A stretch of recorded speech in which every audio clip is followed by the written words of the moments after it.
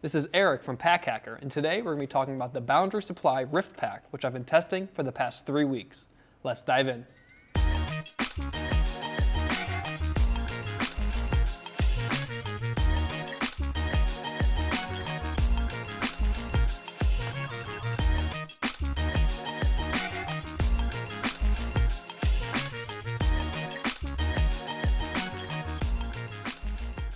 So starting with the materials on this hip pack, we have a 400D nylon.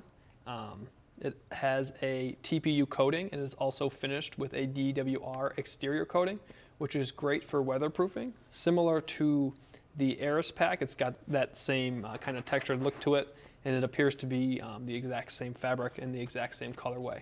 It also comes in black and green. All of the packs are kind of earthy tones, which is a nice shout. They look very natural and not synthetic. But that waterproof coating is great for trips in the rain, snow, or anything in between. And all of the zippers, as you can see, and we will talk about, are AquaGuard zippers. So you do get that little bit of extra protection, and your stuff is going to stay dry unless you're caught in a monsoon or some heavy rain or a blizzard or something like that. But it is a little crunchy, as we mentioned in the Aris video. You can't tell so much when it's fully packed because there's not as much fabric to be manipulated, but when it is a little more empty, or if you can get onto like a corner or something like that, it is a little crunchy. This isn't a huge deal, and you do get the water resistance out of it, so that is a trade-off that we think is worth it. The main compartment zipper here is a YKK number 5 AquaGuard zipper, and it is, it doesn't, it's kind of flush with the material, so it, water won't stop when it rolls down.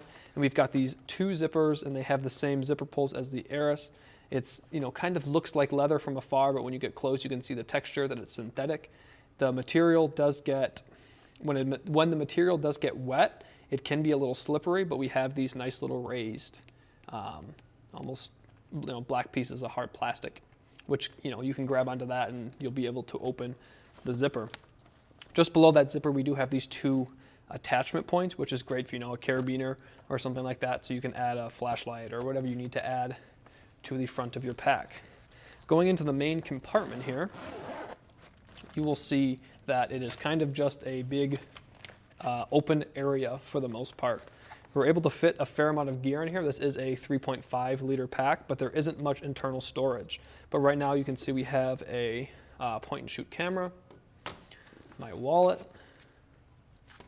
a large pair of Bluetooth over-ear headphones. Then I was also able to fit my cased Nintendo Switch in there. So that is a fair amount of gear for the main pocket, and there was some room in between the cracks if I did want to fit more stuff. And then on the back wall here, we do have this mesh pocket. This is a small YKK zipper. It's got a nice little nylon cord there, almost paracord-like material, and then a nice little tab there that's a little bit bigger and easier to grab onto than even the one on the exterior there. So it is very small, but you can grab onto it pretty easily, and it's black, and it kind of clashes with both the kind of burnt orange and gray material on this mesh and above. So you can grab it easily and open it pretty easily as well. That mesh is pretty stretchy. It doesn't stretch too far, but enough to where you can fit a fair amount of stuff into that pocket. It does go all the way to the bottom. Right now I've just got my phone in there, and I like putting my phone in there because it obviously separates it from the large interior here. And it also has a little bit of extra padding. We're going to talk about this back padding here in a little bit and everything that's there, but it does offer a little bit of extra protection for whatever you put in this little pocket here. So a phone is nice in here because, like I said, there's a lot going on out here. So if you have a bunch of items here, it can be kind of hard to find them because there isn't much organization. So putting items, like your phone or keys in here that you want to know where they are at all times is a good idea. They do sell a camera insert that can slide in here, which kind of offers a little bit extra padding because this material is pretty thin. It's durable, but it's thin. And you can kind of hear that crunchiness we were talking about earlier. But if you get the camera insert, it just slides in here and it has some dividers, so you can fit a small mirrorless camera, definitely a point and shoot, and an extra lens whatever you might need to fit in there, which adds a little bit of structure to this pack, because that's something we did notice is there isn't much structure. Like you can just kind of, compress it when there's nothing in it. But as we have said, there's quite a bit of room there, which is nice. The top pocket is also a YKK number 5 Aqua Guard. And something we like about this pocket is it has the zipper has a little home when it's closed.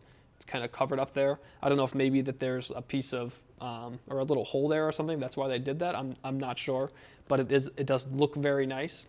And then opens just as easy as that main compartment. This pocket is kind of small and doesn't really have a great use.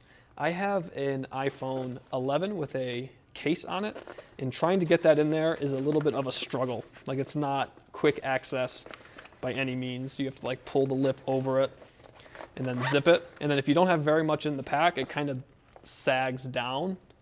So it's not a great look if you don't have much in there.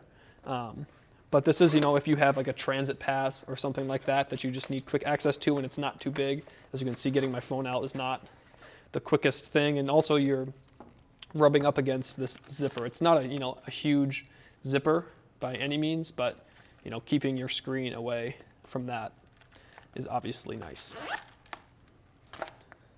Then moving on to the back here, we have this aerated and mesh panel. It's got a little bit of cushion to it to make it more comfortable while you're wearing it, and it keeps things airy. As you can kind of see those holes there, so air can get through. We have 2 little buttons up here, and you can pop those off, and then some Velcro to unravel, and there is your strap. The strap is very, very wide, so it's great when you're wearing it as a hip belt. You feel very confident that it's not going to slide down or anything like that. But when you try to wear it as a sling, it's not very comfortable. You can find the sweet spot to make it more comfortable, but for the most part, wearing this as a hip pack makes more sense. We have a very big Woojin buckle here that clips very easily, and it's not going to come undone. We've grown to trust Woojin buckles over the years. It is pretty big, so if you're wearing it kind of tight or you have a lot of things in the pack, it can kind of be a little bit uncomfortable, but that was only in very particular situations if you're just wearing a t-shirt, and this is completely packed out. But as you can see here, we also have these little strap keepers that can kind of hold on to the extra material there. They don't work like on the Aris pack. This has a little bit of overhang, so when you pull it, it kind of grabs it. This doesn't so much. If you pull hard enough, it's eventually going to come through. You can also use this to attach a carabiner or something if you needed to, but overall, not super happy with how that feeds through. But as long as you're not jumping around or it doesn't get caught on something, it's going to stay put. So if you look behind all of that, we have 2 clips here. They are also Woojin clips, and then we have some lash straps. These are for attaching it to the Aris pack, which I can show you now. We'll put this back. So these don't move very much here. So you kind of have to take this to the clips on the Aris, and these lash straps come through the bottom here. There's more Velcro to make that easier, but these points are attached, so you kind of have to slide them out. So do that, we'll put this buckle back. So we have the Aris here, and up on top, oh, we're on the wrong side. Up on top, we have these 2 buckles. So this is where those buckles attach. It can be a little hard to get them attached, but once you do it a few times, you kind of get used to it. Can be good to go from kind of behind it to get a better angle. So then once you have those attached, you can kind of put these buckles back to make sure that strap stays in place. And then it kind of folds over like this. And these lash straps come down and they can attach to the 360 mounting points. And you can attach those. And it is on top now of the pack. So this is a nice addition to the Aris pack here to make, everything you could fit inside the Rift pack is now attached to the Aris pack. It does work independently of the Aris pack, obviously. You can wear it just as a hip pack or as a sling, but in tandem with the Aris, it's a great alternative to carrying around a big heavy backpack. But if you're carrying around just any big heavy backpack and you can kind of throw this in there, or if you can use these attachment points to attach it to that bag, it's great to leave your big bag at home and be able to bring the Aris pack with you. And you can just unbuckle these here, and these buckles are a little harder to get to, but just like that, you're ready to go. You can stuff this full of whatever it is you need for the day and get going.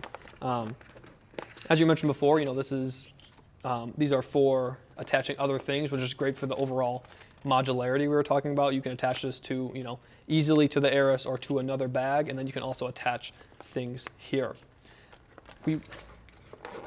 Looking again at the main compartment, just to overview here, you can fit a lot of stuff in this main compartment, but there just isn't that much organization. So if you crave organization, you might want to opt for the camera insert we were talking about earlier, even if a camera is not the #1 thing you'll be carrying in this pack, because it does offer the little pieces of material to break up the pack, and it also adds a little bit of padding to keep whatever you put in here safe, because this material just isn't that thick.